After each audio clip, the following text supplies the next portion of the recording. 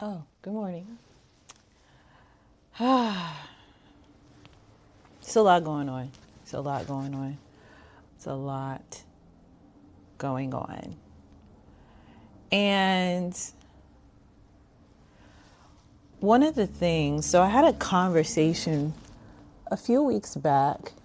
Yeah, I think about a couple weeks ago. Spring break has started for a lot of you all that are currently in university.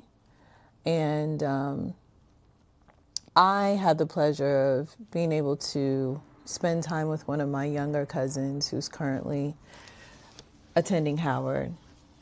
Hey, girl, Kadima. And I don't know, first of all, side note, I love her name because it's kind of like mine. Yeah, it's selfish. Gayima, Kadima. Hey, girl. Anyway, and we were talking about, just what's happening in the world and stuff like that, both the good and the bad. And as diasporans of Sierra Leone, we, of course, are mindful of the fact that Sierra Leone's independence is coming up here in the next few weeks. For us, Salon Independence is celebrated April 20 something, but the actual date is April 27th.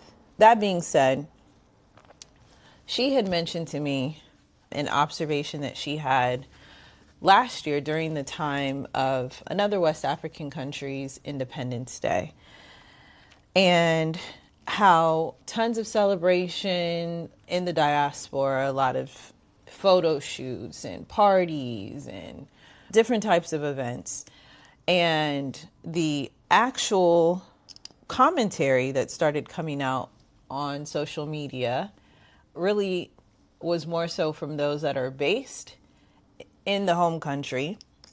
And there was kind of like a call out culture that took place where it was like, how do y'all feel so comfortable, having all these different celebrations, and that the country is less than to be desirable as far as like the day-to-day living conditions.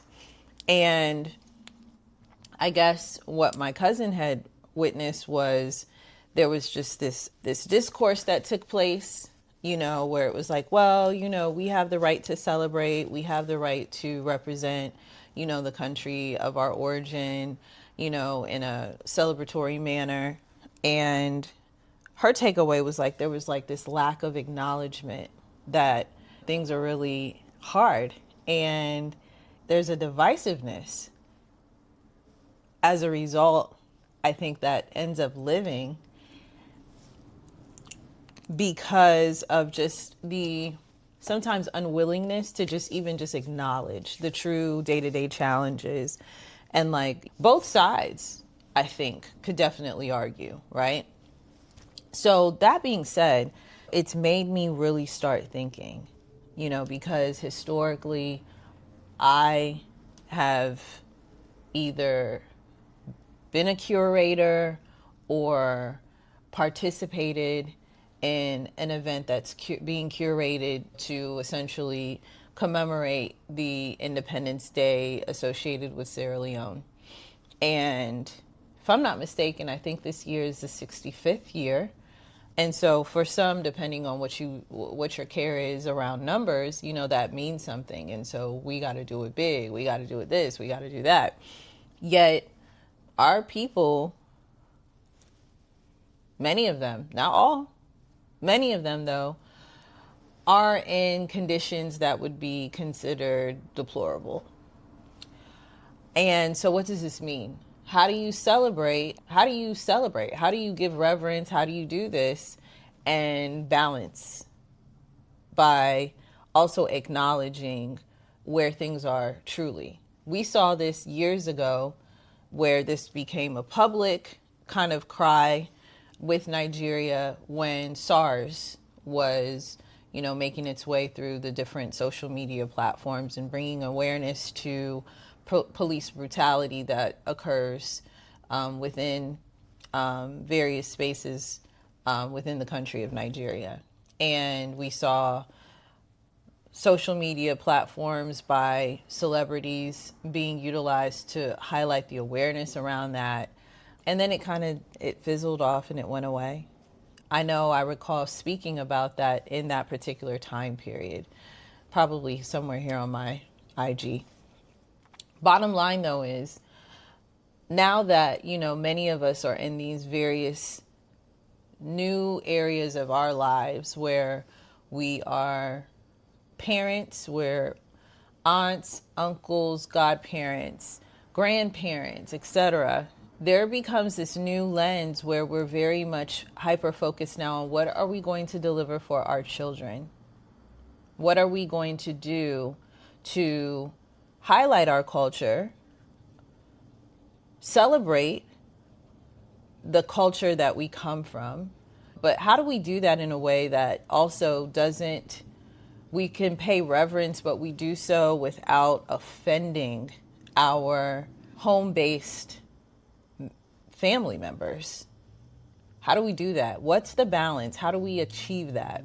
Those are the things that I'm thinking about in a very intentional way that I don't know that I maybe historically have considered.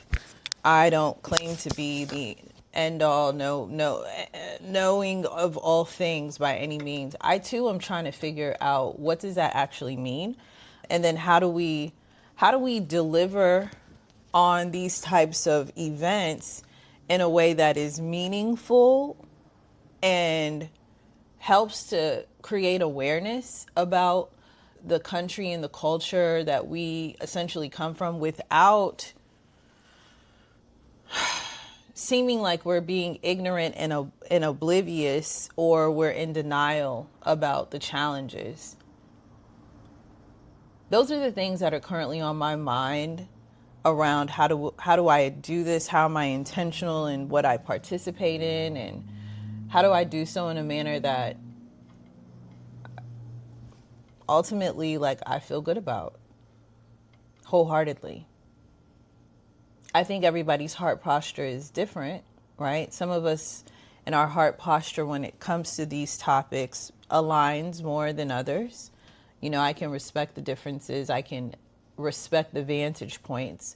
But I think that there is a real necessity, particularly if you are from a country or your parents, grandparents are from a country where there is true strife and it is active and it is real and it is happening. I think we owe it to them to be mindful as we curate events and talk about what's happening and celebrate, pay reverence to where we come from. I think it can be done. I am challenged, based off of my conversation with my cousin, because I think even aside from the young children, our young students, we owe it to them to educate them and to share with them and to bring them along the journeys as we're going through. And it's weird because it's this reality check that slowly but surely, we're the elders, we're the grown-ups in this case. And so now it's really up to us. And so that's what's on my heart. I wanted to share that. So more to come, because you know how I do. Something's coming. But I'm activated, and I'm hoping as I land on some of these ideas and partner that you listening, watching will be interested and maybe activated as well, and will somehow participate and support, whether it's with anything that, I'm delivering, or if you are delivering it, your way in how you execute considers not just what maybe you could do and what folks may be giving you credit for, but also what are you doing, knowing that there are others that are coming up behind us and they are watching and they are paying attention and they are really intelligent and they understand and they are critical thinkers and they are emotionally intelligent, and they're a barometer. That's where I'm at. So, talk to you guys soon. Have a beautiful week, and I hope you're thinking.